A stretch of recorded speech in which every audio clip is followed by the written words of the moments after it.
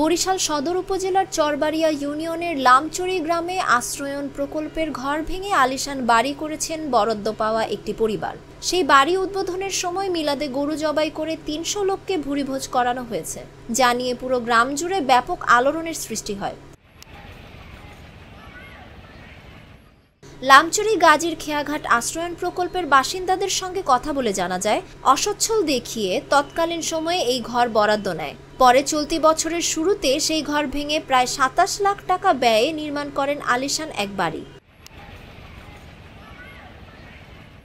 এসব বিষয় নিয়ে আলাপ করলে নাজমা বেগম বলেন, সরকার আশ্রয়ন প্রকল্পের আওতায় ৪.৫% জমিসহ ঘর দিয়েছে, কিন্তু যে ঘর দিয়েছে তা থাকার উপযুক্ত ছিল না, তাই নিজেদের মতো করে করেছি।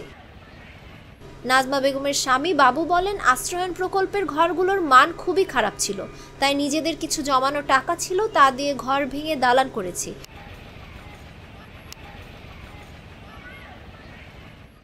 এই ব্যাপারে আশ্রয়ন প্রকল্পের দায়িত্বে থাকা বরিশাল সদর উপজেলা নির্বাহী কর্মকর্তা মোহাম্মদ মাহবুবুল্লাহ মজুমদার জাগো নিউজকে বলেন, এটা আশ্রয়ন প্রকল্পের প্রথম দিকের ঘর, কিন্তু এসব ঘরের কাঠামো পরিবর্তনের কোনো সুযোগ নেই।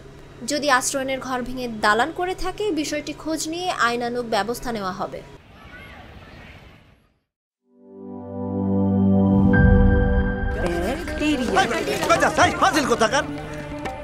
দেখছেন ব্যাকটেরিয়া ফিলাকে ব্যাকটেরিয়া ফিলা বানায় ফেলাইছে। বলবেই তো, আপনি তো বাড়িতে ব্যাকটেরিয়ার চাষ করেন আর বাড়ির সবাই মিলে তাই খান।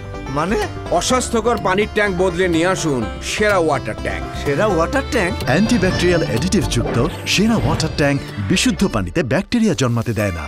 কি বুঝলেন? বুঝলাম, সেরা হলো ব্যাকটেরিয়া মুক্ত দীর্ঘস্থায়ী ওয়াটার ট্যাঙ্ক। সেরা ওয়াটার ট্যাঙ্ক ব্যাকটেরিয়া মুক্ত দীর্ঘস্থায়ী ট্যাঙ্ক।